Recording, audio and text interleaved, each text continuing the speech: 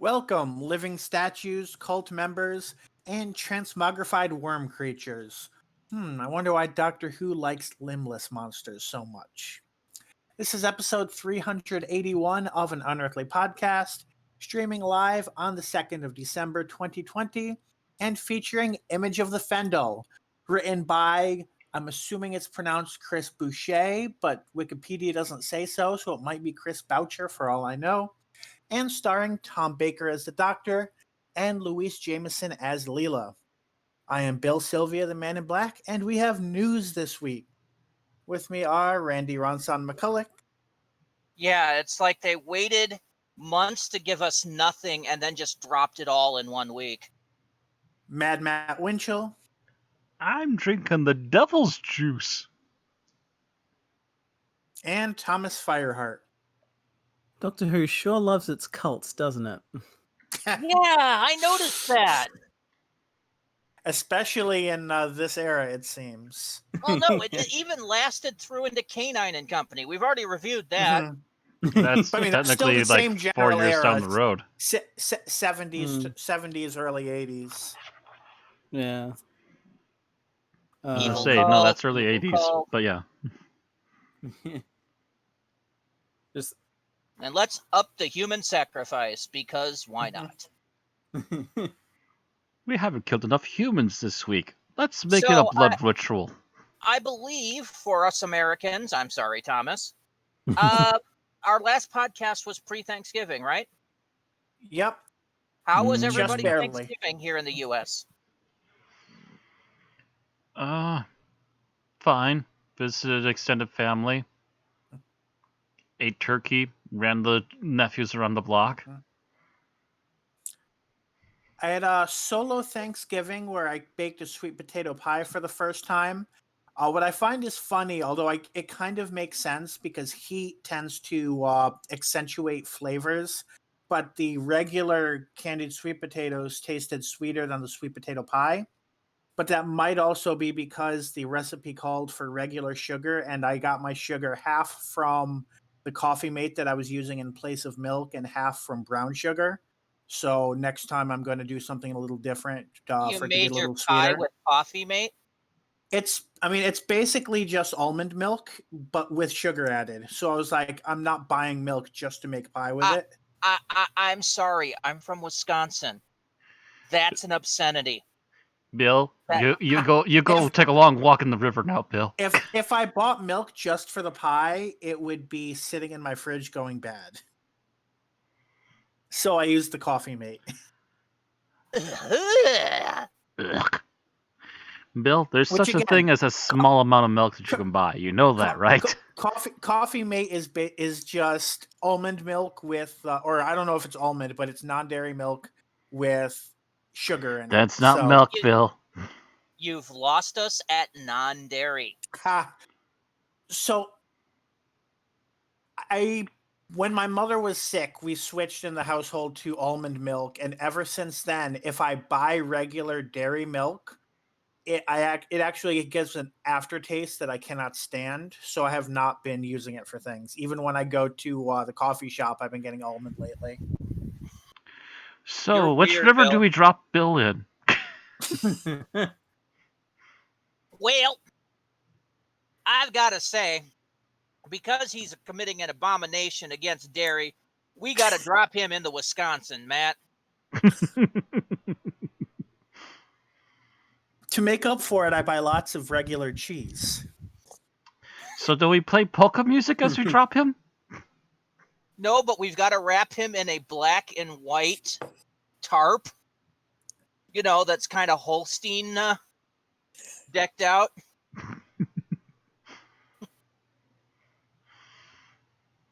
Oh, we also have to put a cheese head on him. Yes, there you go. By the way, that cheese head is your flotation device. Good luck. Those things can work as a flotation device. I had an Yes, they interesting can. Thanksgiving because I made full Thanksgiving dinner, but I made it as cheaply as possible. We used a 3-pound turkey breast, which came out beautifully, by the way. mashed potatoes as per usual, stovetop stuffing instead of handmade stuffing, broccoli and cheese casserole. But the interesting part, the fun part, was about 12 minutes before everything got done, I had to have Aaron take over. For some reason, when you said about 12 minutes before it was done, I was expecting you to say that a fire alarm went off and they evacuated the building. No. The thing is about our apartment is we have one of these galley apartment kitchens. It is about as far away from any window in the house as possible. So there is zero ventilation in that kitchen. Mm-hmm. Yeah, mine is much the same. And I had spent multiple hours with the oven cooking at around 350 degrees and multiple burners going, plus the occasional vegetable steamer, etc. Mm-hmm. I developed heat stroke. Like actual heat stroke? Yes. Damn. Yeah, he damn near killed himself. Damn near killed myself. I haven't gotten that bad, but I have definitely had days where I'm walking around the apartment in a sweatshirt all day. And then once I'm cooking for 30 minutes, I'm down to a tank top because it gets so warm in that little kitchenette. No, my heart was pounding. I was flop sweating.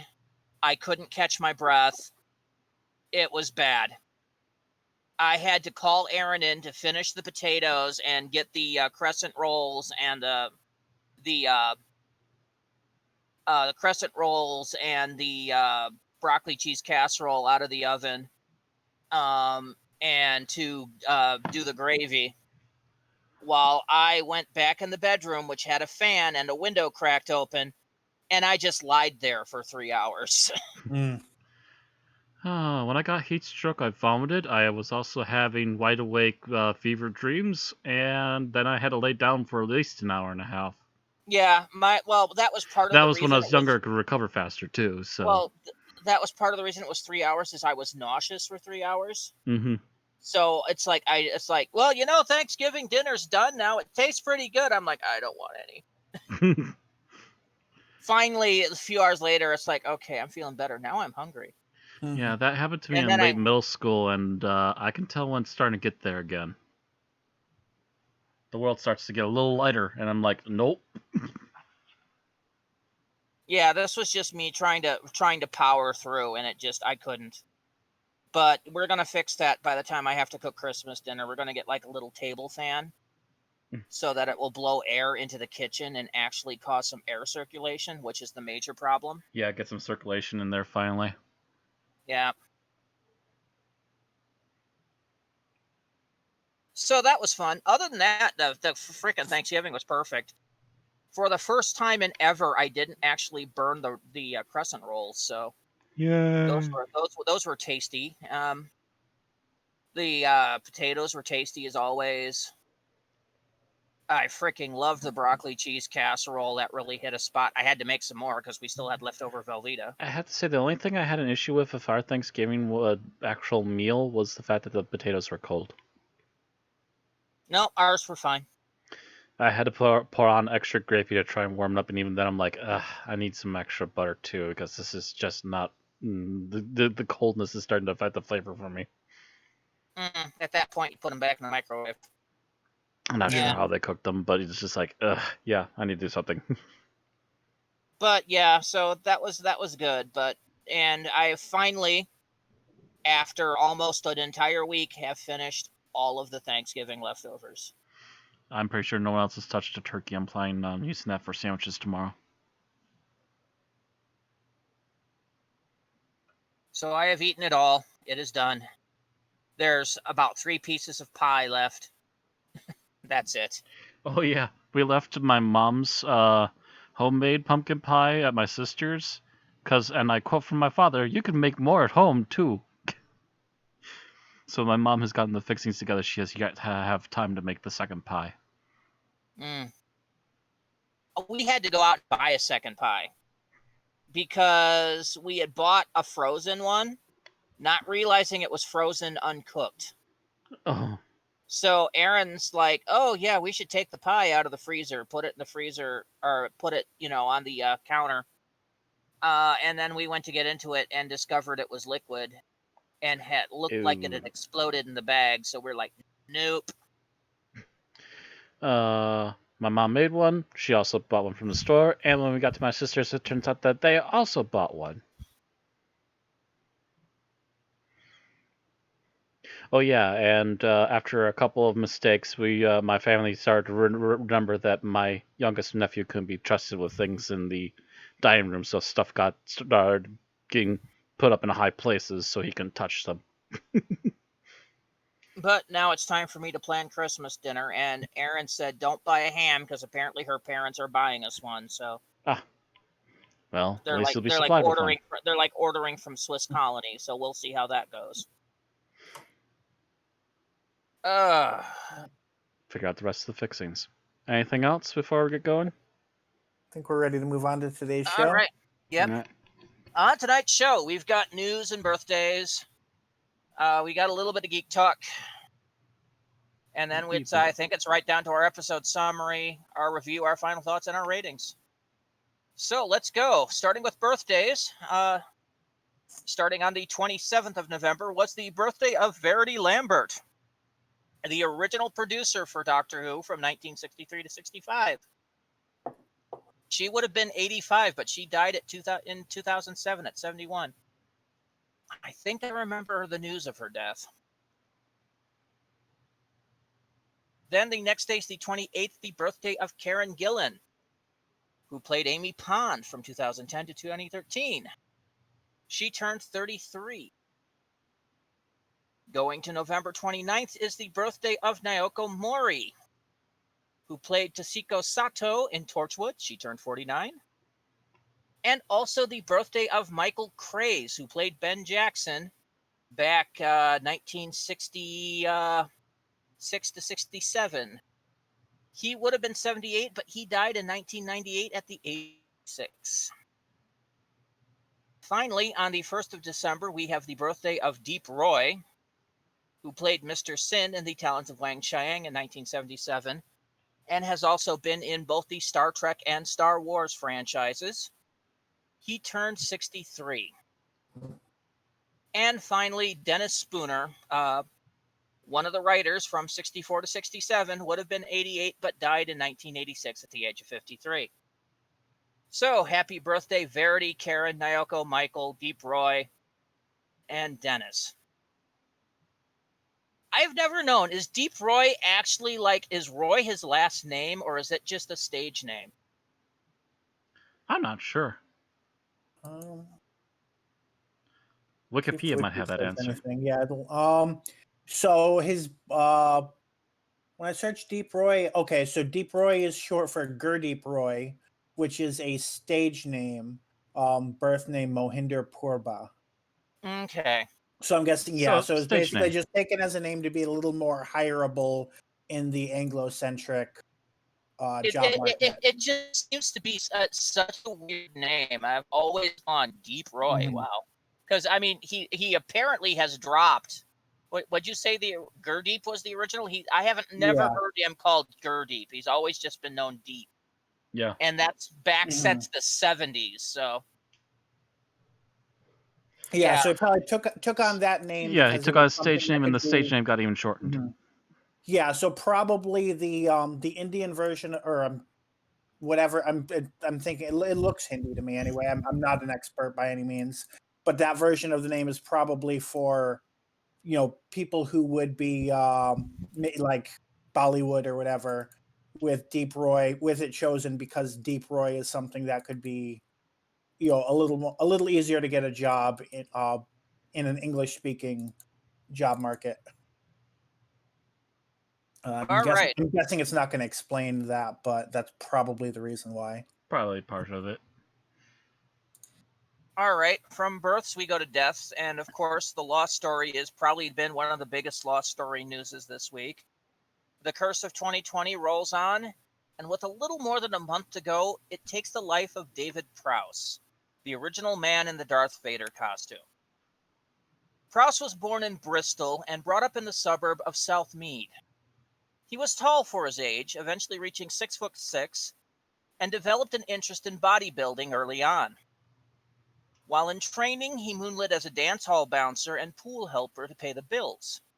It was at the former of these jobs that he met his future wife, Norma Scammell. He started competing nationally in 1961 and won the championship in 1962 to 64. He also represented England in the 1962 British and Commonwealth Games in Perth, Australia. In 63, he and his new wife moved to London. Eventually, Prowse's physique got him recognized by the film industry. In 1967, he was cast as Frankenstein's monster in the 1967 Bond parody film Casino Royale, which would lead him to being cast as Hammer Horror's Frankenstein monster in the 1970s, The Horror of Frankenstein, and 74's Frankenstein and the Monster from Hell. This role also got him cast as a minor part in a more serious spy thriller, Hammerhead, in 1968, and the comedic White Cargo in 1973. He was also cast as a series of muscle men and carnival strongman in shows like Benny Hill, the 1971 film version of Up Pompeii, based on the series, and its spiritual sequel, Up the Chastity Belt, where he played a muscular knight. And finally, in 1972's Vampire Circus. He played victim Frank Alexander's bodyguard, Julian, in the 1971 Stanley Kubrick film A Clockwork Orange. The beginning of a series of bodyguard roles, most notably in 1974's Callan, and as Hot Black Desiato's bodyguard in an episode of the 1981 television adaptation of The Hitchhiker's Guide to the Galaxy. He appeared as the Minotaur in the 1972 Doctor Who sequel, The Time Monster, and the alien creature in a 1976 episode of Space 1999 titled The Beta Cloud. While all this was going on, he starred in a series of children's safety videos from 1971 to 75 as the Green Cross Man, a costume superhero who would teach kids how to cross busy motorways. This earned him an NBE from the Queen in 2000, and he reprised the role briefly in 2014. From 1977 to 83, he played the role he would become known for across the world, the body of Darth Vader in George Lucas's original Star Wars trilogy. While Prowse loved the role and the fan community, he wound up in several issues with Lucasfilm. He was originally hired to both act and voice Vader, but Lucas didn't like Prowse's speaking voice and accent and had him overdubbed by James Earl Jones, which was probably the best idea at the time. However, Carrie Fisher apparently heard them make fun of his accent on set, calling him Darth Farmer. Prowse was not skilled with a sword, forcing him to be replaced by fight coordinator Bob Anderson in both Empire and Jedi. This was particularly bad in Jedi, where Prowse had to fight to be the one to throw the Emperor to his death, even after the replacement had failed to do it right after a week of filming. Apparently, he was also promised it would be him when Luke took off the mask in Vader's death scene, only to find out they cast Sebastian Shaw in the role. Finally, Prowse claimed that Lucasfilm stiffed him on the residuals of the $440 million profit Return of the Jedi made, even though it was in his contract. This dispute eventually led Lucas to ban Prowse from all official conventions in 2010 and functionally blackballed the actor from future jobs. Prowse had only 2 roles after Jedi, that of Dr. Maurice Hawkins in 2006's Perfect Woman, and as Frank Bryan in 2010's The Kindness of Strangers. However, he did appear in several Star Wars fan films. Prowse was diagnosed with prostate cancer in 2009. He developed memory problems in 2014, and he retired in 2016 due to illness. Prowse died in a London hospital on Saturday at the age of 85 after a short illness. Oh, that was a major blast to the Star Wars community. Yeah, and just remember, people think that, George Lucas made magic. He's a businessman like any other, and I think he might have cut a few corners. Yeah. While Prowse was the right man for the job in Star Wars, he was frequently more disillusioned with him, I think, as time went on. Well, I think he was disillusioned with Lucasfilm in particular, but he still enjoyed the fact that the fans only saw him as Darth Vader. No, I meant George Lucas was disillusioned in Prowse. Oh, He's like, we can get a stuntman to basically do the same job. Why are we paying him starring roles for something he's not doing? because you wouldn't let him do it. Yeah. Let's face it. It's- You can tell when it's Prowse because he can actually do the body physicality really well. Yeah, you can't knock suit actors once you actually see the difference between Yes. someone who knows it and doesn't. Yeah. It's actually My- interesting. I was looking, like, I just kind of stumbled across the fact that or it came up in like the BBC article that was linked here in the Discord chat, that he was actually offered both Darth Vader, or like his choice of either Darth Vader or Chewbacca. So we almost could have not had Peter Mayhew as Chewbacca if he'd actually gone with that. But apparently he went with Vader because everyone remembers the villain. So Interesting. Yeah, he'd had kind of a rivalry with Peter Mayhew over the years. There were a couple of roles that he had gunned for that Mayhew had sniped from him.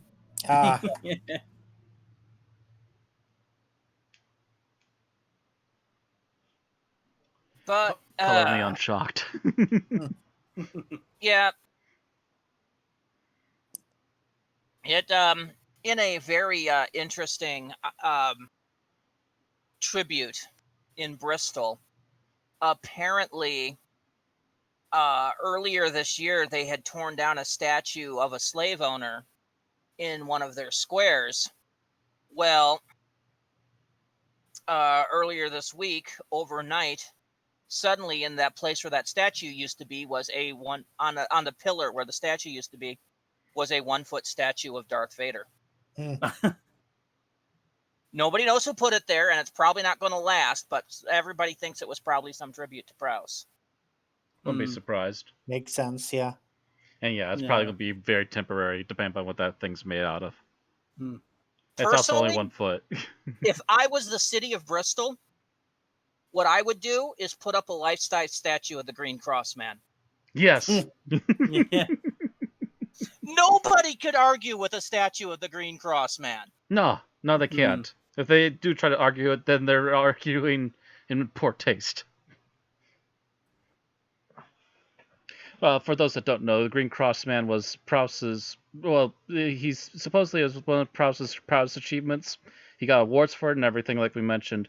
But essentially, what he did was he played essentially a 1970s superhero for essentially it was like children's awareness programs, like safety first kind of stuff. It was how to cross the street, how to avoid getting hit by a car crossing the street. So all the videos were these kids that were not showing proper, road cross safety. And he would see this on his screen at Green Cross Command and would travel there in a flash of light and instruct them on the proper way of crossing the street. And these were a very, very popular series of safety videos. I think Prowse did like a half dozen of them originally between 71 and 75. And then eventually he was replaced as the Green Cross Man.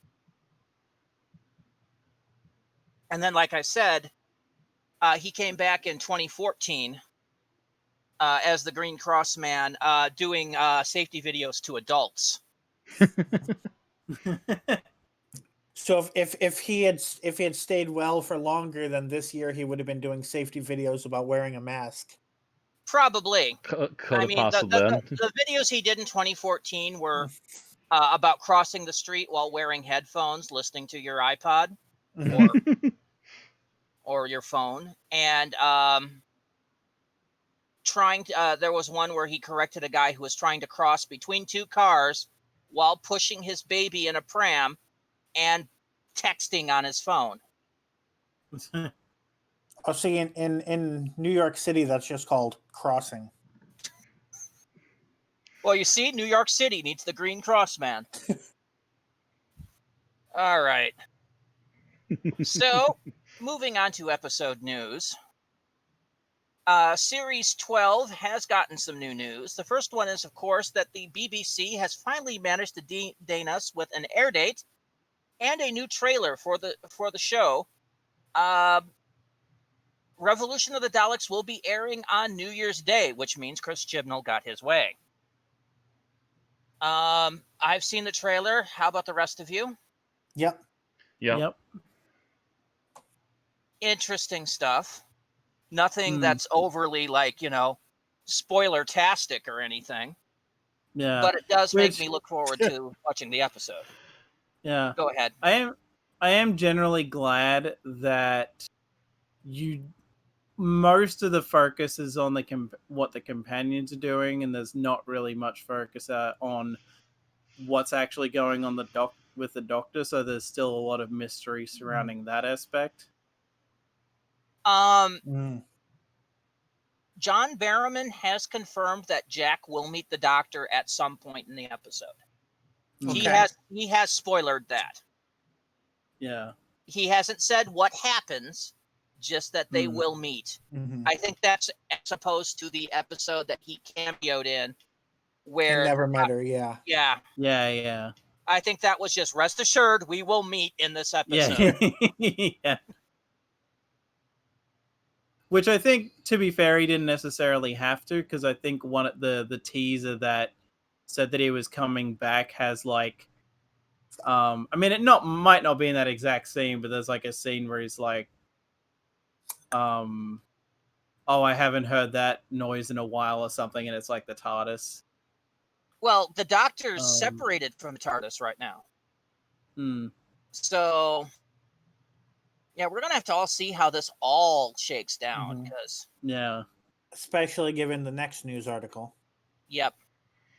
And that is, since you've given me that segue, it has been revealed that companion actors Bradley Walsh and Tosin Cole will be making their departure in this special. This is their last episode. Yeah, that was. We've known that they're really leaving sometime soon here. We're just not sure when. So this officially states it then, I guess. Well, we had heard that at least Bradley Walsh was talking about leaving. Yeah. But we now know for certain that Ryan is going with Graham.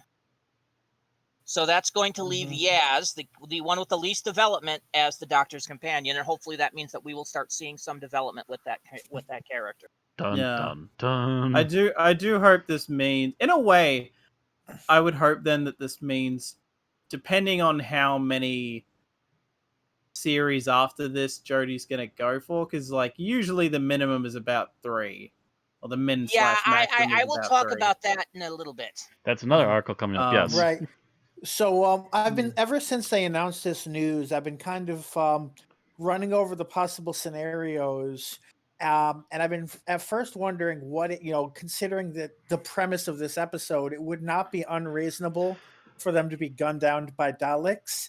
On the other hand, given the arc that they've been through, I do think it would be pretty narratively unsatisfying. So I do hope that's not the route they take. Yeah.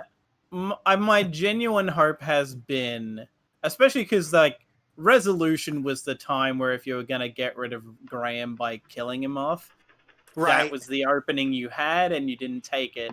So my hope is that they just leave the TARDIS and they don't get like forced off, because I'm honestly fucking sick of New Who doing that so much. It's just like so like, again, like Martha really is, as far as I can tell, the only New Who companion who has willingly left the TARDIS. I did have back when they first did the like lead in the cliffhanger for this special, I had kind of thought that was going to be how the companions change over, that the Doctor gets pulled away from the companions and instead of ever going back for them ends up meeting a new companion. But given the fact that they play such a major role in this episode, clearly it's not just going to be, well, they never see her again. Instead, we're going to get I think Barrowman said about their departure, prepare for tears. That's all he said. So take that how you will. All right. So in spin-off news, Daleks episode 3 hit the internet right after our last podcast. Has everybody seen it? Yep. Not I- yet. I have. All right. So, Bill, what were your thoughts? I thought it was pretty good. I was not expecting the direction they took. I had not seen the trailer that they Yeah, posted I never last watched the week. trailers, so no spoilers. Um, but yeah, I was definitely surprised to see the Daleks seek out the mechanoids. But I did think that I like the way they left it really ambiguous as to whether the Daleks really came for help or whether they were trying to, kind of just use their one enemy to take out another enemy. I wouldn't put it Um, past the Daleks. They're pretty right. ass-heavy. Oh, that's right. The one I had another thought that I had was related to the next week trailer, so I'm not going to mention that. Nope, Um, right. no spoilers. I will kick your ass because I don't watch the trailers either. Right. But yeah, I think the mechanoids were pretty effective. Ronnie from the Sarah Jane Adventures played the mechanoid queen, which I don't think there's any meaningful connection there. I think it's just another job that happened to go to the same actress, but Yeah, well, interesting bit. she's been voicing characters for Doctor. She was also in like one of the last seasons of Doctor Who. So Yeah, she was yeah, in she's the, in the Yeah, last I season of remember- Doctor Who as that one leader creature. I think that's why I Yeah. recognized her name, because we had discussed it more Mm-hmm. than once on the podcast. Yeah, she seems to keep just popping back up lately, which is kind of interesting. yeah. But yeah, I guess that's all I have to say. all right, Matt. General thoughts? Yeah, I like the bringing back. What are they called again? The Mechanoids. The Mechanoids. It was the Mechanoids. Okay. Yeah, I do but like. I don't think they've been seen since the chase, if I recall. Yeah, they have not been On seen. on Was it even screen, the I think you're chase? It was correct. before then, wasn't it? No, it No, was it- the chase, because that was how the chase ended. That's how Oh, they that's right. That's finally how the chase stopped ended, the right? Daleks. So yeah, we haven't really seen them since the chase, and they were semi-effective back then. They still seem to be effective now. Mhm. So that was nice to see that they're still kicking about, and they've actually decided to just cut themselves off from the galaxy instead of running around fighting everything, which is an interesting take. Yeah, they seem to be pretty effective. There was a lot of interesting stuff there. Yeah, it's hard to say what the Dalek plan actually is, if this is a big step to help kill off the Mechanoids at the same time, or if they were legitimately trying to find help. Because whatever this thing is, it does seem to be a bit beyond them. All right, that everything you have to say? I guess the 3D models are a nice update for them. Nice to see. They also have a few different variants, and yeah, otherwise it's not a bad episode. I'd like to see where this is going. This is still holding my interest thus far. Yeah, I think there's like 2 episodes left. Yeah. Yep. So yeah, I was watching this. I enjoyed it. It was nice seeing the Mechanoids back, and believably back. Mm-hmm. Interesting job. Although I wasn't aware that flamethrowers were apparently the Daleks' true weakness. I assumed there was some sort of plasma fire or something, but yeah. And yeah, I'm thinking the fact that yeah, I'm not sure if that was a plan to destroy the Mechanoids or just trying to get away from the thing, or maybe a little of both.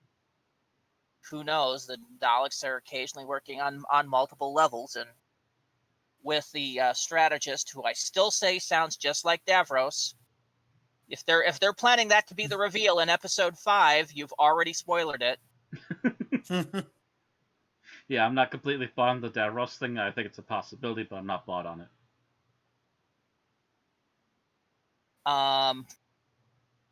He's definitely thinking on more than one area. Mm-hmm.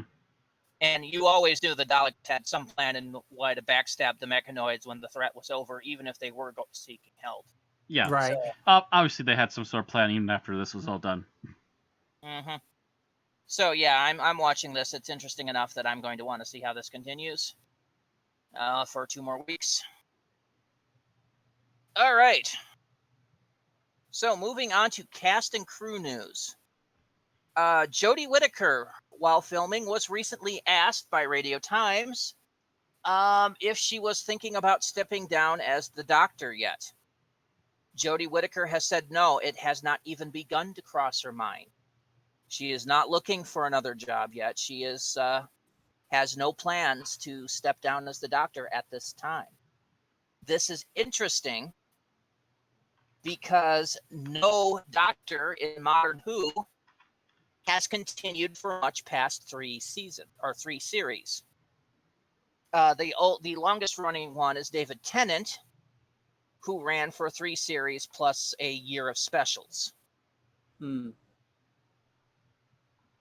So if she's not stepping down after this series, she is going to become the longest running Doctor in New Who history, which is interesting.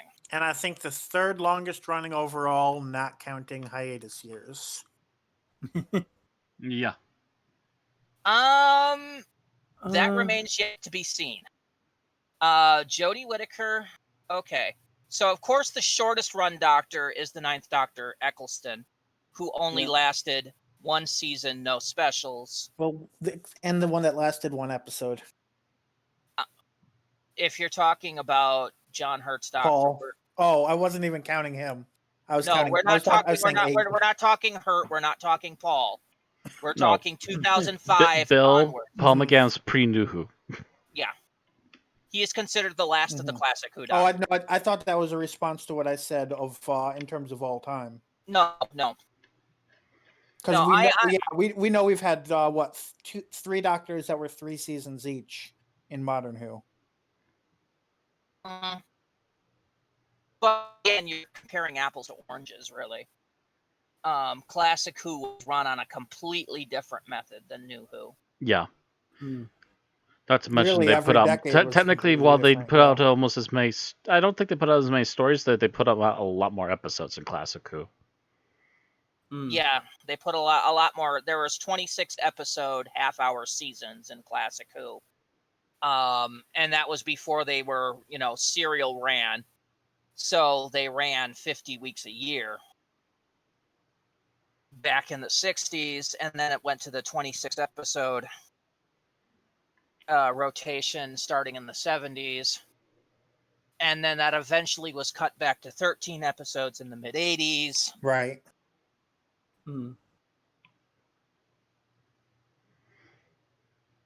Yeah, and now they do yeah, and they cut back the number of episodes, but made the episodes run a little bit longer. But no, and all of that is, of course, a different strain on the character, the actor that plays the Doctor. Yeah. The 2nd Doctor, of course, was burnt out pretty quickly by that schedule. And the others that were able to have more stamina, I think, what was it?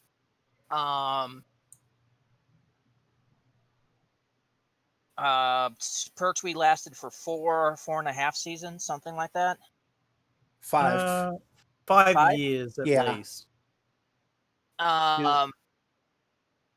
Baker lasted for 7.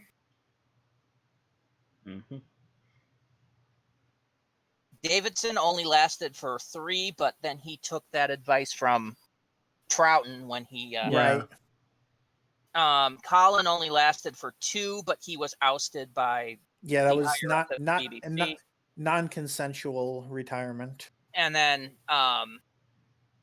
McCoy only lasted 3 because he was ousted by the BBC, or the BBC canceled the show.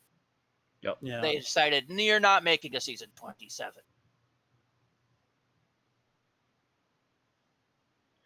And then Paul McGann only lasted the 1 episode because his movie was never picked up for a series. But stalking in New Who, you had Christopher Eccleston, who only lasted 13 episodes, 1 series. And then you had David Tennant, who lasted from... God, when did series 1 end? Was it like July, August 2005? That I'm not sure. To New Year's till New Year's Day 2010. So that is the longest stretch of an actor playing the Doctor. Then you have Matt Smith, who took over at New Year's Day 2010, and left on Christmas 2013. So 10, 11, 12, 13, 4 years. Capaldi took over Christmas 2013 and lasted until Christmas 2017. So 4 years exactly. Mm.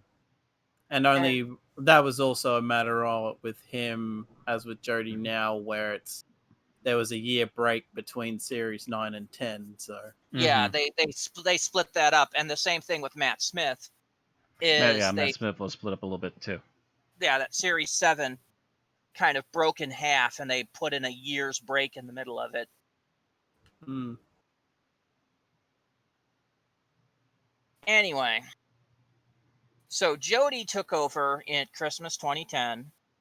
Her first year was 2018. Her second season was at the end of 2019, so there was what 18 months in the middle of that, more or less. Spring 2010 versus fall, or spring 2018 versus fall 2019, if I recall, because that ended with the Christmas or the holiday special that year. And then And and then the following, I think, started on the New Year special. Yeah, like there was, instead of a New Year's special, it was just part 1 of Spyfall. mm-hmm.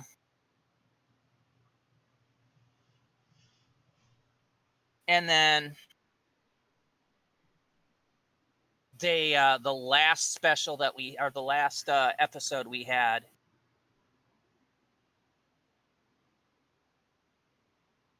when was that? That was series April, 12 finale, which was March, in I think. March. So we've gone from March 2019 to December 2020 without any Doctor Who. Although, again, it has been a long year. According to Wiki, it was January 1, 2020 to March 1, 2020 was series 12, which makes sense because I was trying to figure out if we went a year with only a special, and I didn't think that was right. It just March feels like so long ago. Yeah. So it was 2018, and then we got basically an extended Mhm. break before series 12. Yeah, so basically from December 2018 until January 2020, there was only one special in between there. Yeah, it was January 1st, 2019, which was Revolution, Yep. to January 1st, 2020, Spyfall, full year. Yeah. And then March to January now. So that's more of a production time this year than it was the year before. So they took an extended break in there. Not a full-on, like, full break, but enough of a break that it was out. And if this one doesn't come out until late in the year, it's not because they planned a break. It's because they kept closing the studio. Yeah. Yeah. And it's going to be interesting to see in airtime, considering this season's going to be a few episodes light because of production time frame. Yep. That's also the thing, too. They want it out as quickly as possible, so they're shortening it down how many episodes they're getting. It makes you wonder, though, if they're going to do that, when season 14 will be entering production. And And I guess it depends on when everything opens back up, or at least if there's how quickly they're allowed to get back to it. Yeah. Like, if there's a vaccine by then, it'll just be like, fuck it, just go, just go. Well, everyone gets vaccine to go. Apparently, you didn't read the news today. The UK has approved the use of the Pfizer vaccine. Actually, I'm actually aware of like 3 different vaccines that they're apparently working on. One of them is going to be probably out before the others. No, but that's the one he's saying that's been approved to roll out to the public. Yes, the Pfizer vaccine has been approved for public use. It probably means that they're still going to have limited supplies for a while, at least. That essential people in the UK or people at high risk will be getting the vaccine. Now, which one was that? Was that the one that is very difficult to store, or the other one? It is the difficult to store one. It's the 95%. Has to be stored at 70 degrees below Okay, 0 yes, Celsius. that's actually the newer one I've been hearing about. I've actually heard some details on that one. Apparently, it's supposed to be like super potent, and it's a new way of trying to take on viruses like this. Well, the UK has approved it for use, so. Yep, I knew they were creating all of them for use, but this is a slightly different take on it. So, but yes, it'll be interesting to see how it works. The UK is the first country to have approved the vaccine, so they're ahead of the ball. Yeah. They want to be at this point. They can't handle much more of this. Yeah, but that does mean that the UK's vaccine rollout will be before everyone else's, which means their studios will be able to get back in production before everyone else's. Mm-hmm. It's good news. Good news. Good news, everyone. Vaccines. Good news for UK fans, and still not so good news for people waiting for the US to get off its ass. Yep. Yeah. Our healthcare everyone. system doesn't immediately hop on things quickly. Who knew? Good Yeah, news, that's true. everyone. There's a vaccine. Bad news, everyone. It's a suppository. It's not fair. They get the NHS and the vaccine. Well, it's bad news. That's a suppository for some people, Randy. Anyway. Moving on to Big Finish news. Speaking of suppositories, no, just kidding.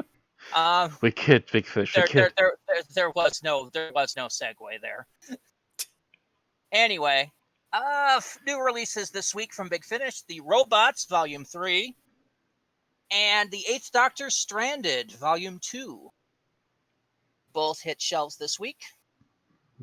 And free download this week is The Churchill Years, The Oncoming Storm. Yeah, one of the Churchill stories. Mm-hmm. Starring the guy that played Winston Churchill during The 11th Doctor. Mm-hmm. Yep. All right, so that's it for our news.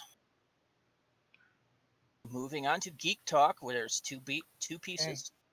We got first on the list is the New Legends of Monkey. Yes. What So the fuck is that? I found this by accident in the sense that it just happened to be fairly new. But basically, I was looking to familiarize myself a little bit more with Journey to the West. So I was just starting to look up what are some adaptations that I can easily watch without learning Chinese. And I happened to find this was the only result on Netflix. And it just so happens to be an Australian-New Zealand co-production that was started in 2018 and is 2 seasons in, with a third still planned. Yeah, I think I saw that when I was looking up the images. Right. So this is very interesting. And for those, if you've never heard of Journey to the West, you've probably heard of Dragon Ball, which is it's well known for being very loosely based off, at least in the first arc. Very loosely. Very loosely with the original Dragon Ball arc, but yeah, they added that into what became. By doing some research into it, I've also found out that other well-known shows such as Avatar: The Last Airbender and Inuyasha have tropes from Journey to the West. I wouldn't call them adaptations. Yeah, but tropes, their cast is heavily influenced by tropes from that story, which is extremely well known in the East and relatively little known in the West. Yeah. So the New Legends of Monkey is a modern adaptation. Like most adaptations, they gender swap a few of the characters, which is a plot point at times, but it's not a major thing. Like, this isn't set out to like challenge gender roles or anything. They do just kind of, because the monk happens to be played by a woman in this version, they have a few Mulan-esque tropes in there, but it's not a major, I would not consider it a major theme of the show in any way. So in general, I consider it pretty well done. I am not yet to the point where I can tell what is from the original story and what is kind of just TV tropes that they've included. But I will say that from a writing standpoint, everything they do pretty much has a setup that's not a setup in a good way, not like an obvious, you can tell what's going to happen, but they set up plot elements and then use them. Things like that pretty well. The characters have been worth worth paying attention to and worth getting invested in. Now, the weird thing about it, so the characters, several of the characters are intended to be spirits that are based off of animals or commies, which I'm going to get to that point as well. For example, the character that the show is named after, the Monkey King, also known as Sun Wukong.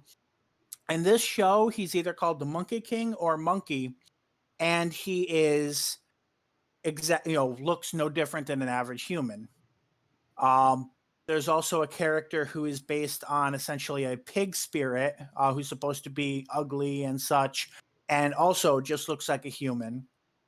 But the weird thing about it is that the dialogue is written, especially for that character. They keep making references to him being a pig, and this is also characters either who know his name is Pigsy or those who don't. So if you're not aware of what they're adapting, it just comes off as, oh, there's this one guy who's kind of fat. He's muscular fat. He's not, but he's still kind of fat, and everyone keeps He's a calling very him Pig. barrel-chested guy. Yes, exactly. And everyone keeps calling him Pig, sometimes in a derogatory way, sometimes as that just being his name. So if you don't know what it's adapted from, it can really come off as pretty harsh and fat shaming if you're not aware of where it is. And definitely there are characters that fat shame, but that I think is a bit more big give and take. It's not excessive compared to any other show. And the same thing, it's really weird that there's this character who just happens to be called Monkey.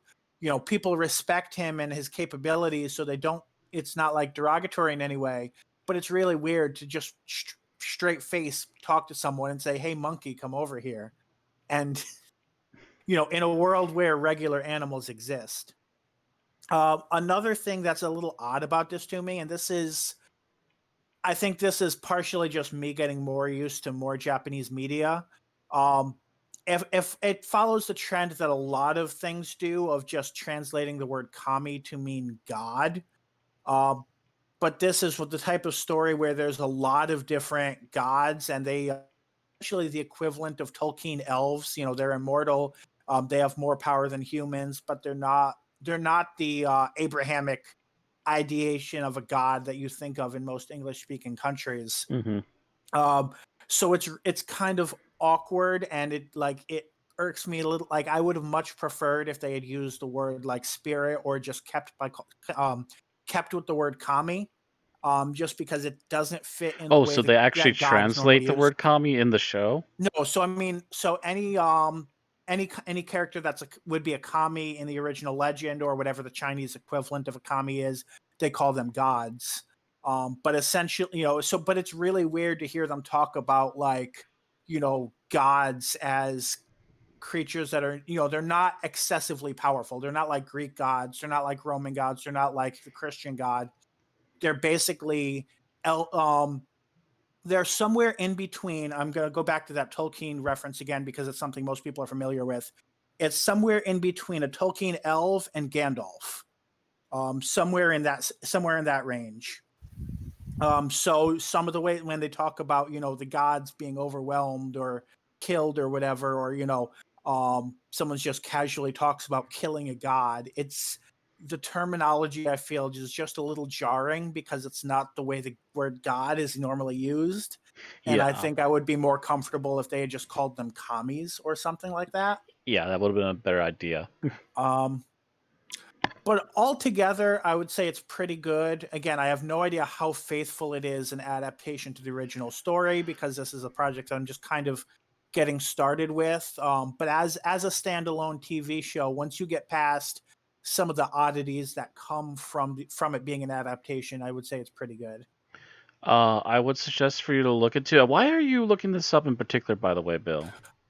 So I've had this idea for a while of doing a project where I kind of look in depth at the writing of Dragon Ball and its adaptations, and I felt the best way to start that project Is go where its roots are at. Is to really familiarize myself with Journey to the West. So over the next month, I want to just watch whatever movies and shows I know. I've seen an anime that is described as basically being an anime translation of Journey to the West, so I'm going to check that out. So actually, I want to suggest something to you, Bill. This I found out about this only a couple months ago. There's actually a Journey to the West game coming out of China, and I believe it's coming to consoles and everything. So that's actually going to come for an out of country release. US? Yeah, it's coming to US, and they actually have a trailer that's still in Chinese, but it is Journey to the West, and you play as Monkey the entire game. Okay.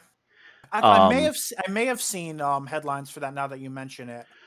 They show a bit of gameplay for like about 10 minutes at the very beginning, and then they go into like a trailer that seems to be showing like major key points throughout the story from Journey to the West. And it's rumored that as much as this is apparently going to try and cover, they are possibly planning multiple sequels after this one comes out. Oh, and one thing I forgot to mention that might influence whether people decide to watch it or not, the scrolls that they're going along collecting are functionally the Infinity Stones. That's a trope. Yeah. There you go. I would not be shocked to find out that the Infinity Stones were actually inspired by Journey to the West, but yeah. Actually, I wouldn't be surprised if these scrolls are an inspiration for the Dragon Balls. Oh, definitely. That's because there we go. The scrolls were part of Journey to the West, and Dragon Ball was, especially the first arc, was loosely adapted from Journey to the West. So there you are. Definitely, they took that plot point directly from the original. Yeah, I very loosely know some ideas from Journey to the West. I definitely can't say I claim to know the story that well. I just know some of the key points. But yeah, all right. Now we go on to video games. Yeah, I have Warlock, Master of the Arcane. So this is my follow-up to the previous two Majesty games. And unlike the Majesty games, I think I'm going to be playing Warlock for a while. Doing a double check here because I still have it open from streaming earlier. I have played Warlock now for 20.6 hours. This is for one map, by the way. I believe we got somewhere close to 300 turns. Basically, unlike the Majesty games, which were real-time strategy, but you can't control units, Warlock is very much a Civilization-like game, and you get to control where the units go. You get to try and make them do stuff. As they do stuff, they level up. You can also get hero units. You can get gear for the hero units. As you unlock stuff in your cities, you can actually unlock certain gear upgrades also for even your regular units as well as your hero units. So you can just spend money to get them all pimped out and upgraded, get some extra bonuses against certain types of damage, and create extra weapons that let them smash monsters up better.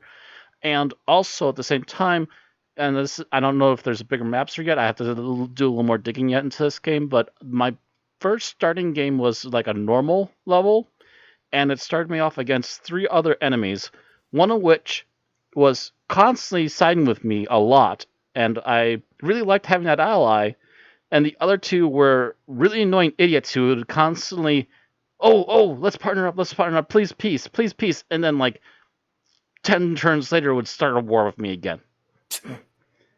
Idiots. And the other AI was a female character, and me and her were just like, okay, yeah, let's just eliminate these morons. They're just gonna keep doing this the entire game. Let's just stop them, please. So it took me, I want to say, somewhere around 260 turns before I finally was pushing to invade the first guy. I'm pretty sure by end of turn 350 or so, I was definitely gotten rid of the 2 other AIs, and it was just me and the one other AI, and we're very friendly. I decided, okay, well, how do we actually end this game? We're on friendly terms. I can't see an easy, and the game doesn't really give you a for sure way out to finish the game. I had to look it up, and I found out that you have to, one of the ways you can finish it is you can have over half the air quotes holy areas in the multiple worlds. There's teleporters that will take you to a small secondary world, and I think there's like 2 or 3 teleporters that I could find in the map. You're supposed to own over 50% of all of those holy spots. Like, put a sea on it, put a temple on it, and it's yours. Or you have to eliminate all the AIs. I'm like, I'm not going to spend another half hour to an hour just trying to get more cities up and running. I'm sorry. Walk all my heroes up to my allies' main base, get them healed up, get them ready, click on the Armageddon spell, 2 turns later, drop the Armageddon spell, start war. In 2 or 3 turns, I knocked out her city with my heroes. I didn't want to, but it's literally the only easy way out of the game. I'm like, yeah, I can see all your armies coming, by the way. Yeah, bye-bye. It was nice playing with you. I'm sorry I had to do this, but it's still the only quick way to end the game. Yeah, So my only critique of it is... Go ahead. In that aspect, I do like Civ a lot better. Yeah. Because it does give you multiple paths to victory.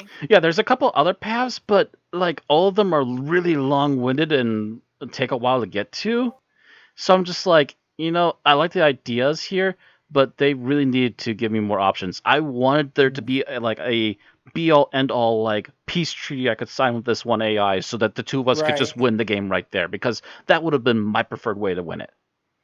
Because she was so awesome as an ally the entire game. She would occasionally go back down to just peace treaty, and then she would pick up a fight with somebody else, and then she'd immediately come to me and go, "Hey, do you want to help me?" I'm like, "Oh yeah, let's go." Yeah, that's like it reminds me a little bit. It's not the exact same type of game, but of Lords of Magic, which I would used to play a while ago, and I believe the conditions were pretty much you had to beat everyone who was officially an enemy of yours, but if they were officially an ally of yours, then they didn't count toward that total. Yeah, that would even be a better way of doing it. Once you beat everyone that was trying to kill you, you won. Yeah, I'll have to double check on what of the win conditions, but the I've looked at the win conditions, and literally the easiest one is, oh yeah, you have to that ally that you really like, yeah, you're gonna have to kick their ass anyway. I'm like, ah. I mean, that's also why there was like a major, like one of the strategies that you had to work around in that game was diplomacy was part of every turn, but I think it made in it Warlock worth it that you didn't can have to strike commit up genocide at the diplomacy end of every within like game. 5 turns of starting a war with somebody. It doesn't take very long to go, hey, let's peace party again. Right. Which is what the AI kept doing every time they caused a war with me. After a while, when me and the one gal were teamed up, I'm just like, no, cancel that. I'm not peace treating with you. I'm punching your city right now. I wonder if there's a trustworthiness variable of the algorithm decides, okay, this AI is going to be very trustworthy and this AI is going to be backstab you constantly. I don't know if there was, but she seemed to really like me a lot. It does seem to be my mentality while playing Civ. Oh, look, they declared a war on me for I don't know why. Oh, look, I've taken 2 of their cities and am marching on their capital. What? Peace? No. Why would I declare peace on you? Why would I declare peace now? I can just end you. Peace is a lie. There is only passion. Through passion, I gain strength. Through strength, I gain victory. Through victory, my chains are broken. And and yet you take out their capital, and all the other countries are like, "You horrible, horrible person." I'm like, he attacked me, people. Yeah. Meanwhile, in this game, that one gal just kept allying with me, and we're just like, who wants to take another capital? Both of us raise a hand. We do. Like I said, if there's one thing I would fix about Warlock is I would love to have been able to throw down a let's be allies permanently thing and end the game there. That would have been perfect, and I would have loved this 100%. I'm going to look and see if there's maybe an option like that somewhere that I just didn't see it or something.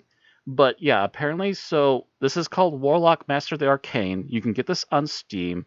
It released, I believe, from my son in 2012. And it's a complete edition, so it comes with a couple expansions, which is also where the Armageddon spell comes from. And yes, it literally looks like a mushroom cloud. It's called the Armageddon spell, and when you drop it, you have to make sure you put it out a couple of hexagon circles away from where your guys are going to be, because otherwise they're going to end up in the middle of the nuke. Yeah. That sounds like in Civ when you get a hold of nuclear arms. I click the Armageddon spell. Wait, next turn. Ready. Cast. see a mushroom cloud, and you just see the debris boom, hit the city that they were next to. I'm like, yep, Amber declared war. Punch it. We just wiped out like 3 of her units. Although I will say this, in a game of political strategy, nuking them before you declare war is a bad No, thing. I declared war first before the nuking, but yeah. Yeah, we're at war now. Oh, by the way, here's Armageddon's spell. Oh yeah, my ending heroes are very different beasties. I had a medieval knight on a donkey, a goblin archer, a vampire, and a witch. Oh yeah, and almost all my cities were human based. Okay. Yeah. Well, but also the enemy cities you take over will actually retain their original race, so you're just building them back up from the takeover. So I technically had some dark elves on my side that were running around occasionally shooting up stuff for me. Also had a couple groups of mentors. Those boys are beastly. You don't want to mess with those.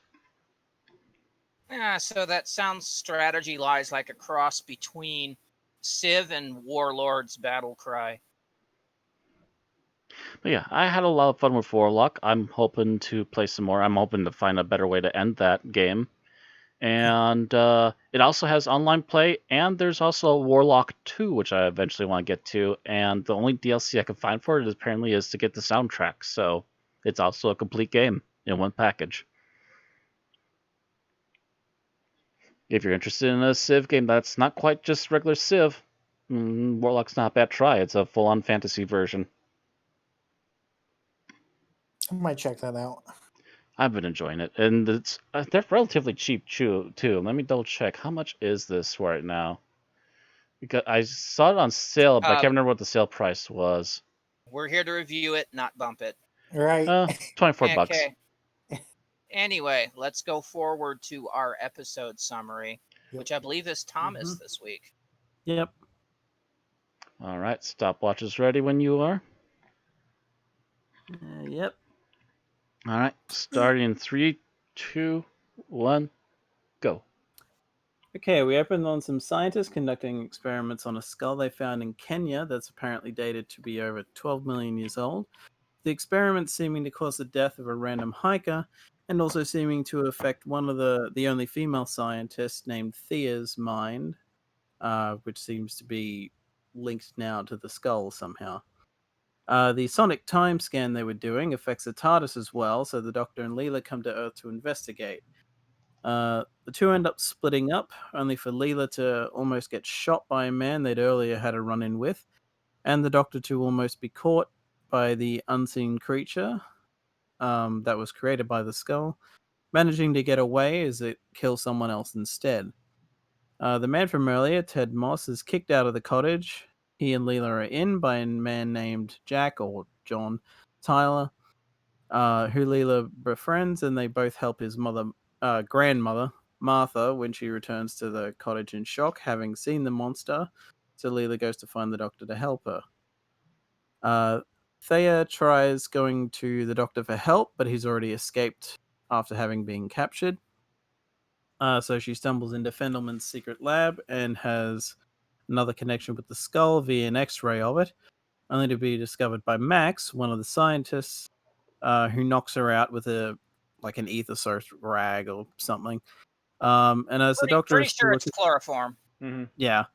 As the Doctor is still looking around the house, he manages to come across the skull, which seemingly activates on its own and gets him to makes him touch it, possibly starting to drain the life out of him until Leela manages to find him and save him, taking him back to the Tyler cottage, and the Doctor saving grandmother Tyler from dying from the shock. By now, the Doctor realizing the creature responsible for all of this is the Fendahl, and goes to investigate. Max manages to finally take control of the house by taking Fendelman and Adam, the other scientist, down to the basement, where he'd previously taken Thea, As the Doctor and Leela investigate the remains of the 5th planet that the Fendahl came from, only to find it's been stuck in the time loop by the Time Lords, making records of the planet invisible. Everyone converges on the house as Max begins to enact a ritual, and the Tylers, Leela, and Doctor are confronted by something the Doctor recognizes as a Fendaline, shooting it with rock salt that turns out to be extremely effective against the creature. With the Fendahl being reincarnated through Thea, it starts killing or transforming the cultists present. Leela and the Doctor manage to save Adam, but Max is instead given a gun to kill himself with at his own request. The group splits up to deal with the Fendahl, and Leela manages to kill another Fendaline before they get the Tylers to leave, and enact the Doctor's plan to cause the scanner to implode in on itself. With all of them managing to get away in time, with the Doctor having grabbed the skull before leaving. And then we end on the Doctor planning to throw the skull into a supernova to destroy it, and ending on a bit of a joke with K9. The end. 3 minutes, 33 seconds. All right. Turn up threes today. Well, you know those are half of sixes, right? Dun, dun, dun. Anyway, let's talk about what we liked about the episode. And Bill, you're first. Okay, so I'm going to say I liked the haunted house elements, which was mainly the direction in episode 4. It's very easy in a story like this.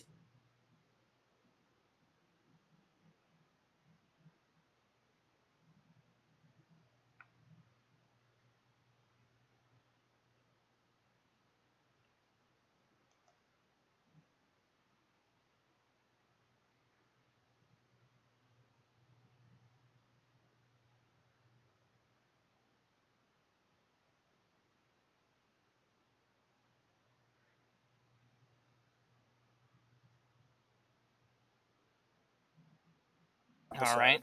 I believe after that it's Thomas. I'll just go with Grandmother Tyler. Like, that was just to me anyway, both times through watching it, she was just a very fun. All right. Matt? All right. Sorry, what was Bill's? The haunted house elements of the that's right, direction. yeah. Haunted house elements, Grandma, which actually was on mine too. I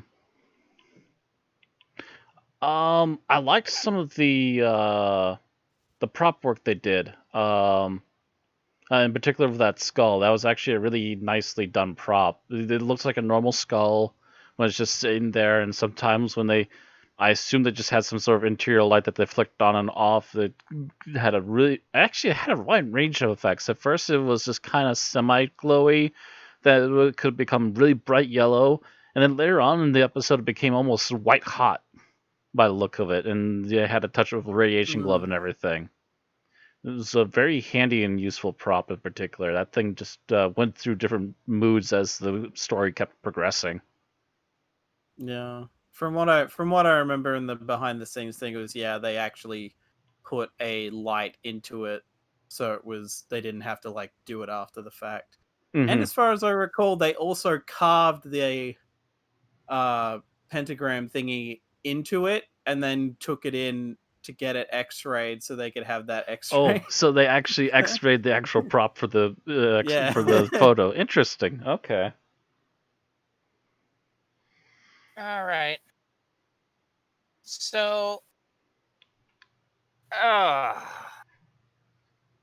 think I really liked most of the secondary actors in this. They seem to put on a very good show.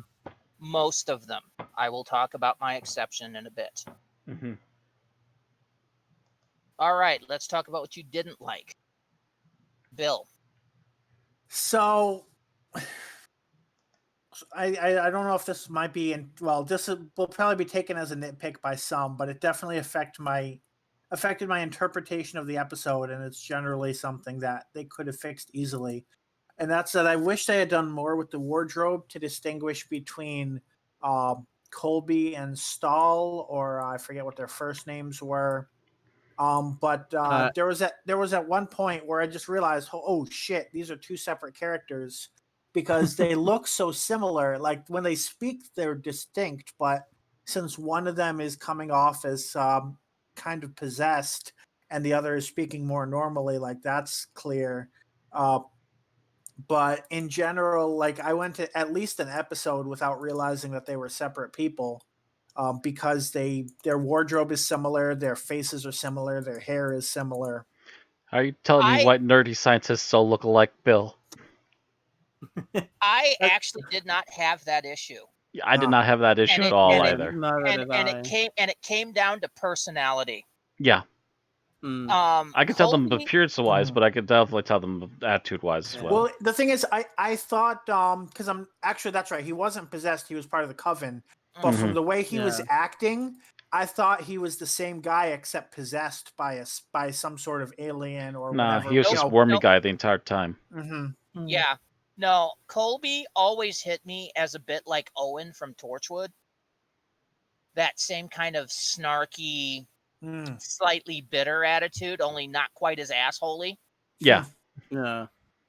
He's snarky, but not an asshole. Yeah, especially because he implied romance between, or like romantic feelings between him and Thea are completely like consensual between the two. Right. And then the character of Max reminded me of every soap opera leading man ever. Yeah. And it was the way he looked, the way he moved, everything. And I don't know if it was how he was acting or the directing. Maybe but both. God, I kept hearing like the dramatic like organ music that you would hear in soap operas. Like every time he said he did something. Just waiting for a Days of Our Lives opening, aren't you? Pretty much. I'm sorry, Adam. I'm actually your cousin David, you know.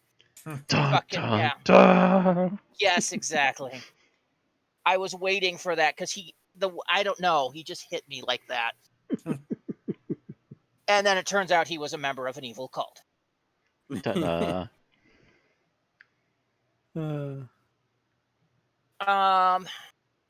By the way, that's what I didn't like about that is I did not like Max, or I don't know if it was him or how he was played or how he was acted or whatever. I would assume it's some combination of the two.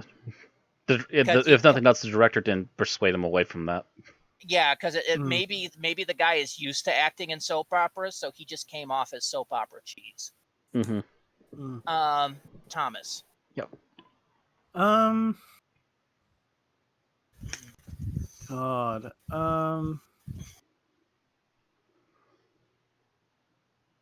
I swear I had something in there. Lost it.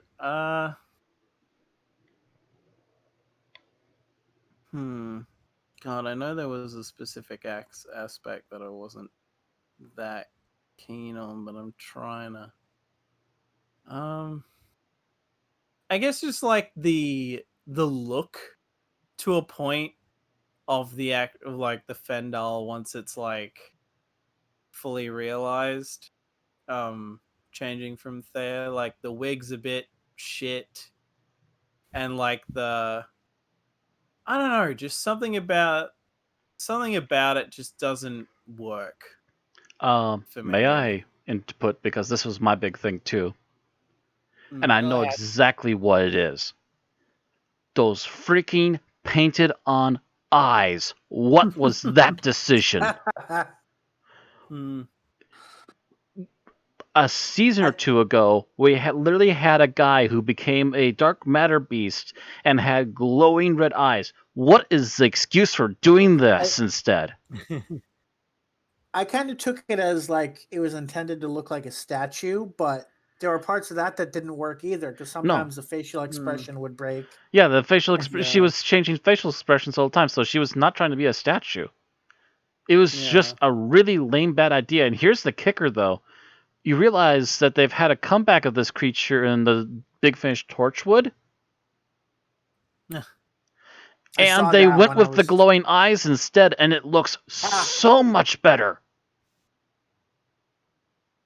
All they had to do is literally copy, was it the Planet of Evil or something that we did a couple weeks back? I think so, yeah. Yeah, all they had to do is copy that eye glow effect, put it on this character instead, and make it like orange or a deeper shade of yellow, and it would have been perfect. You would have ignored any other flaws in the costume because that eye glow would have been enough for you to just go, oh, cool. And that's basically what they did in the cover for the Torchwood episode, Torchwood Big Finish episode, where they bring this creature back. Night of the Fendahl is what's called. That would have been perfect, but what is this? No, bad, for shame. 1970s, you know better. I think that probably was a directorial decision. It was either directorial or it was somebody on the makeup division that decided this was a good idea. And either way, both of you need to knock it off. Of course, it just sort of even kind of reminds me of like how the Axons had like weird like fake eyes over the top of their eyes. So they just had like really big eyes for some reason, where it looked like they just painted some goggles gold or something. And that was just like, at least it's goggles or something, so it's actually covering the eyes properly. This is very obvious. At every close-up shot, that's just the actress with her eyes closed and her face has been painted with these really silly eyes on top of her actual eyes. Yeah, I'm actually seeing if there's any information on that on data core. Yeah, I want to know what their excuse was. Yeah, like I know in the behind the scenes thing, I don't think they brought it up at all. It was just like the actress talked about being put into the thing, like the outfit, but that was like as far as discussion on that went. I think. Oh, I want some answers on this bad makeup job, because that's what actually legitimately ruined it for me. The rest of it could be forgivable if the makeup job would have been just a touch better, literally just adding that better eye glow effect instead of this thing on top of her face. Yeah, there's nothing in there. They have no excuses. They just lame ducked it. Yeah. Although, part of the reason that this story is so full of info dumps is that Chris Boucher couldn't complete rewrites to the script because he was hired as script editor over at Blake 7. Oh, so this guy was getting double contracted and he just didn't have time to finish this properly.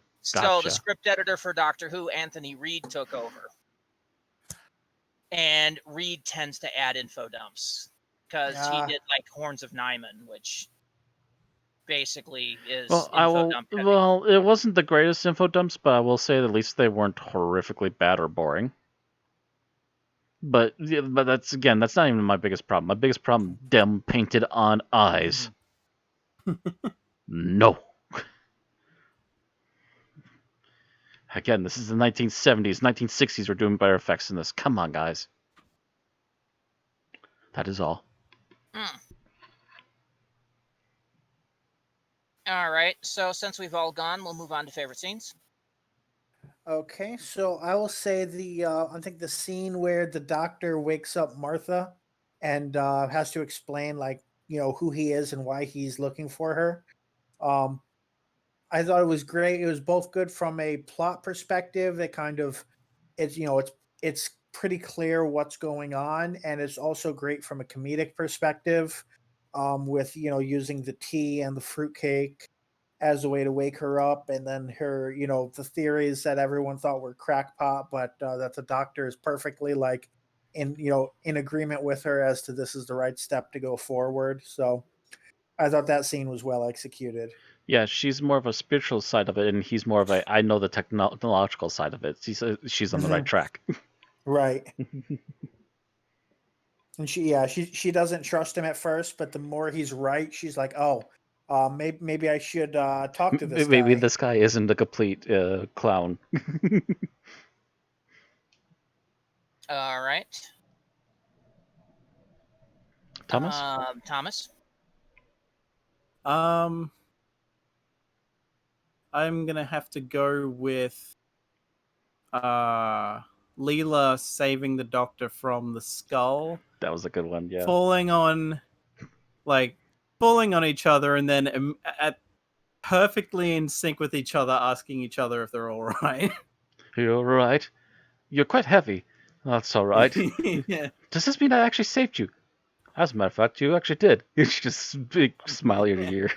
That was a good scene. Mm-hmm. Matt? What's the grandmother's name? Was it Martha? Yeah. Yeah. Martha and her grandson in the hallway. Oh, when am I going to be too old for this? As they're talking about having to go down the basement where the nasty horrors are that she's sensing. And she's already had a sprained ankle and everything else. Just how much chaos can the night get?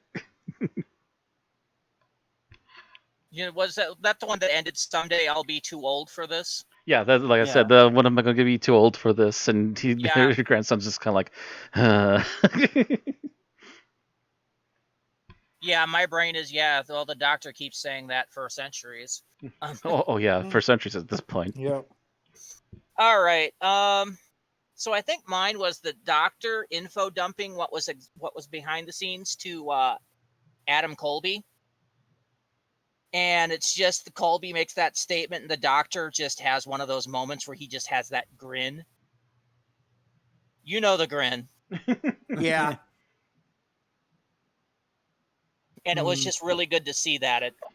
You know it's going to be a good episode when the doctor has that grin.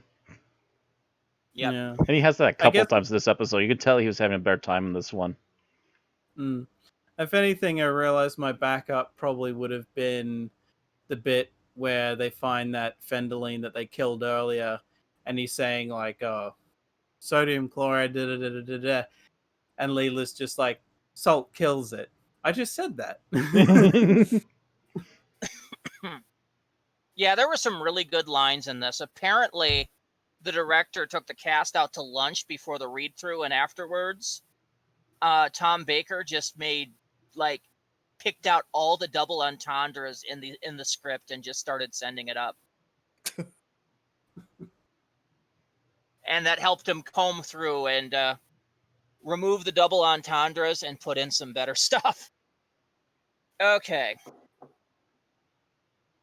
So, least favorite scene. Bill. So I'm going to go with the scene in which it took absolutely zero convincing to go from, oh, there's a mysterious death, we should call the police, to let's hide this death that I'm pretty sure at that point he didn't even know that his work was related to it. So he's pretty much just like, let's potentially cover up a murder because it would be slightly inconvenient for the police to check it out. And I get that the end point doesn't bother me so much as the point that it took zero convincing. It was just one sentence. He's like, oh yeah, I agree. Yeah. All right. Thomas? I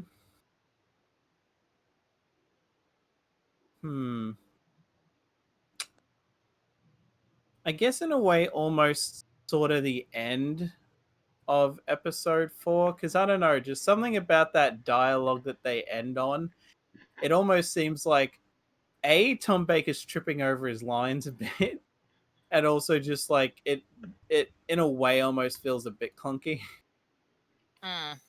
Mind you, that last scene. Yeah. Mind you, that was also filmed about 5 weeks after most of the rest of this. Because Louise Jameson had to grow her hair out. The reason her hair is done up in a bun for this entire serial is because a BBC hairstylist had accidentally cut 6 inches off her hair just prior to filming. That's the one we talked about last week. Yep.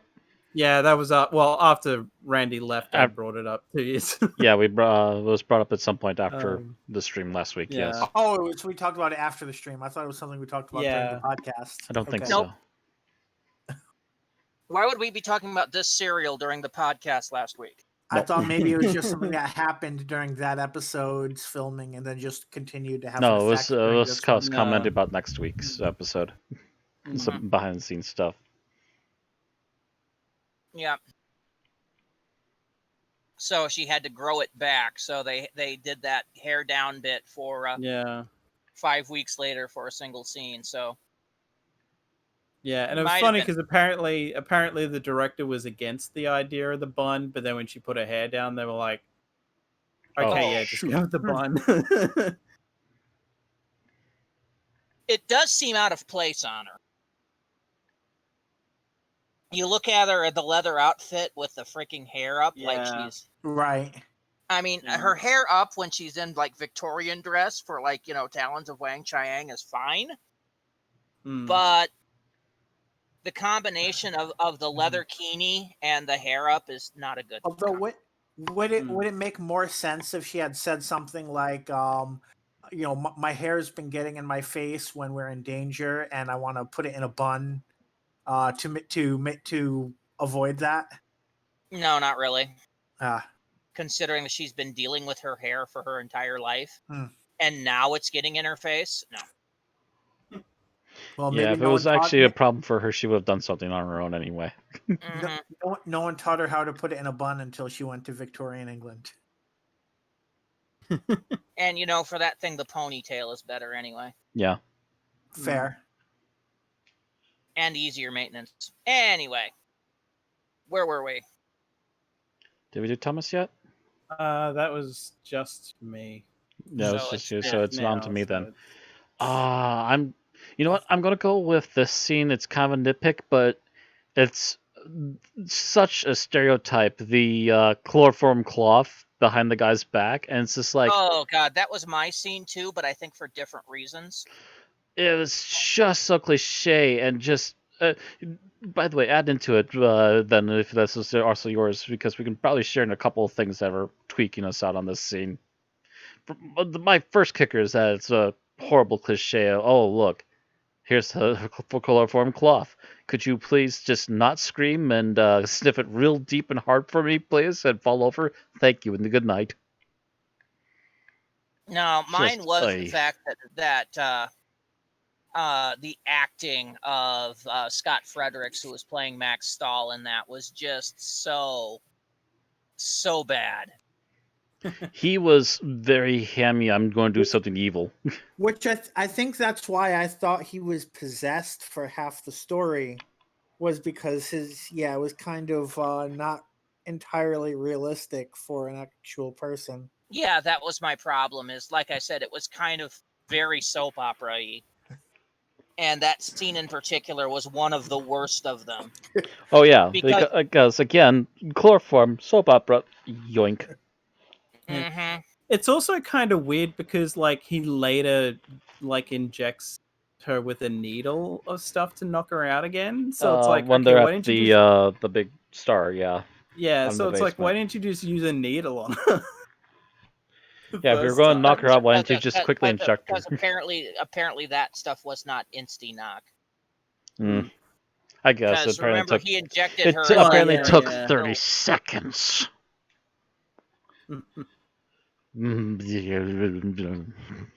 Yeah, that by the way was my runner-up for my second least favorite scene, is where he's tying her up in the thing, because once again he's just completely and totally not believable in character. Yeah, He's from talking that about- moment on, he's just pure ham, Yeah, Hmm. I'm not and buying it. not even a particularly good ham, just ham. Yeah. I mean, you've got your large ham styles that could have pulled that off. Like, Brian Blessed. Brian Blessed could have pulled that off. You know what? Even the Horns and Nyman guy would have preferred his ham over this guy's ham. Yeah. It's still not great ham, but would have been more enjoyable. Yeah, this was definitely wood smoked ham. Oh, yeah. I just didn't buy him, and those two scenes This were is what the hit kind out. of ham I wouldn't even take to Christmas. All right. So, final thoughts, Bill? So I really enjoyed this episode, especially the way that they managed to merge these haunted house slash kind of gothic fantasy tropes, along with, of course, being the traditional Doctor Who, aliens, etc. I thought they managed to put them together pretty well, um, and that the execution I think was good. I know that the makeup effects bothered some. I really was not bothered by them while watching the episode. And in general, I don't think there were any visuals, special effects wise, that I really had any reason to complain about. So overall, I think this was pretty solid all around episode. All right. Thomas? Yeah, this is one where, problems aside, I just really enjoyed this. And it was funny because I initially watched this pretty much right after Horror Fang Rock, and it's like, huh, for all the shit that Hinchcliffe Sarah got from pearl clutching people like Mary Whitehouse and that, it's kind of hilarious that last week we covered a story where pretty much everyone that wasn't on the TARDIS died, and here most of the supporting cast dies. So it's like, huh, the trend never really went away until we got into the 80s. Mm-hmm. And even then didn't completely go away. Oh no, they would still Yeah. do like fake outs and stuff to surprise and shock people during tea time. Yeah. Yep. Yeah. Yeah, there's definitely a grim, dark part of the 80s there. Mm-hmm. Yeah, it was kind of interesting watching this back to back with that. I found I didn't like this as much as Horror Fang Rock. But still, like, otherwise, fairly enjoyed it, and I do think people should. It'd be funny to honestly watch this with things like the Daemons and stuff like that, where it's just all like, like, collect all the cult ones and watch them through. But yeah, like, I would definitely say this is worth checking out. All right. Matt? I want to make a couple of quick shout outs to the things I did enjoy that I didn't mention. The weird snake creatures. I forget what they're called again. The Fendahl. The Fendalines. The Fendalines were pretty good. The ending explosion, where they actually reversed sound effects and even reversed music to make it an implosion as it's all coming back in after the explosion, was actually a nice touch, I thought. So going to an overall review of it, I would say I like the majority of the writing here. Even if there is a bit explain heavy at certain points, it's not like boring explain heavy. They do try to do the best to get through it quickly, at least for explaining it to other characters, and then move on to the more interesting parts as soon as possible, so you're not left hanging too long. Majority of the characters were really well done. I'm glad that we didn't murder everybody. Some of the most likable characters got out. Trying to think. Yeah, my number one problem is the Fendahl is just that eye makeup. Why was that a decision? That's my number one problem with this. And yes, there's a little bit of hammy acting. It comes with the territory once in a while. It just happens. But yeah, I would agree that most of the visuals and the other costumes were for creatures were really well done, and would have liked to see more. So overall, yeah, I do enjoy my romp otherwise quite a bit. It's just a few touches I would have fixed. All right. So overall, I liked this. There was a lot of little bit characters that were fun. The story was mostly okay. The directing was pretty good. I did notice some shaky cam there at the end of episode 1. That is not a complaint. I like shaky cam. Depends on how they do it. And this is still a good 5 years before Sam Raimi would make shaky cam a big thing. Before his independent camera work would actually make shaky cam good again, too. Yeah. Mm-hmm. But it did have a couple things to distract it from me, most of which was some of that soap opera cheese acting, which Doctor Who generally avoids, but just couldn't in this case, and it just made one of the main villains just a little unpalatable. But all in all, it's still a pretty good experience. All right, let's rate this. Bill, you're first. I've been sitting here trying to decide if I dare make the jump.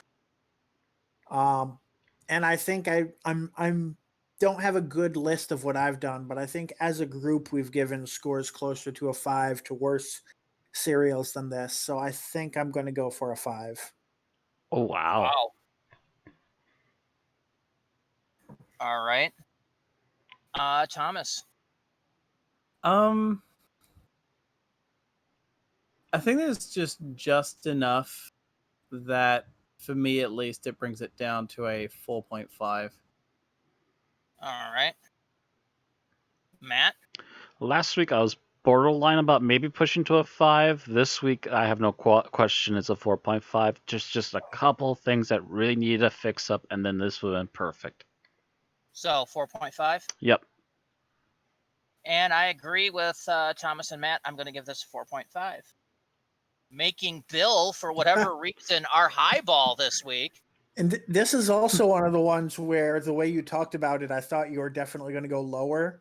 And I figured that at a 4.5, I would be at best tied for the top and that there would be people dangling below. No, But, I mean- I mean, the eyes didn't bother me as much as Matt did. It bothered ruined Matt. that particular part of the character for me, but everything else about this episode I Yeah. really liked. So Yeah, no, eh. and those eyes didn't bother me, like I said, as much as Matt did, or as much as they bothered Matt. Mhm. But I think the character bothered you a lot more. yeah, that one acting character bothered him me more. Yeah. Yeah, So we're both it equalizes Yeah. up to the same spot. yeah, exactly. I thought this might be another one where there was a 5, 4.5, 4, and 3.5. No, I enjoyed most of the rest of this. Especially, I liked the bit characters because they were fun. Oh yeah, the big characters were so fun. Grandma in particular, I love Mm. Grandma. She was and, fun. And part of me is very sad that they were unable to save Thea because she did not deserve what happened to her. Oh, the Yeah. one gal, yeah. I'm like, oh, boo, boo. Yeah, as soon as the explanation is like, oh, she's just permanently gone, it's like, oh, that sucks. Yeah, and that I was shipping Adam and Thea just a little bit. hmm Well, so are the actors, from what I can tell, because I don't think they have actually got direction in that sense, but both of them realized, both of them had gone to the director with the script and been like, okay, so are they a couple, or are they just sort of Are they just really good flirty friends, but or they is there both something want it? budding Yeah. here? Yeah. But 4.6 will put this at number 44 of 367 things reviewed. It is on par with The Seeds of Death, The Talents of Wang Chiang, Arachnids in the UK, The Ghost Monument, The Invasion of Time, The Magician's Apprentice, The Witch's Familiar, The Return of Dr. Mysterio, The Ark, The Ambassadors of Death, The Bells of St. John. It is better than Utopia, Here Comes the Drums, Last of the Time Lords, Zygon Invasion, Zygon Inversion, New Earth Enlightenment, Resolution, Mission to the Unknown, World Enough in Time, The Doctor Falls, Thin Ice, The Rebus Operation, which, by the way, I think was also directed by the same director. The Invasion, The War Machines, and not as good as Kinda, Day of the Doctor. Yeah, that's it. Oh, Stolen Earth Journey's End. So there we go. Number 44 of 367 things reviewed. That is all we have to say about Image of the Fendahl. All right, so please let us know in the comments. What do you think of the episode? How do you rate it? Don't forget to like or dislike the video. And of course, subscribe to keep getting our YouTube exports, or follow us on Twitch to get our streams every Wednesday night. So next time, we're going to continue here with Season 15. Pull out your tax forms. It's time for The Sunmakers. Written by Robert Holmes after a bad tax experience, and starring Tom Baker as the Doctor, Louise Jameson as Leela, and John Leeson as the voice of K9. see you next week. You think Randy's kidding, but I don't think he is. I am You not. might recall.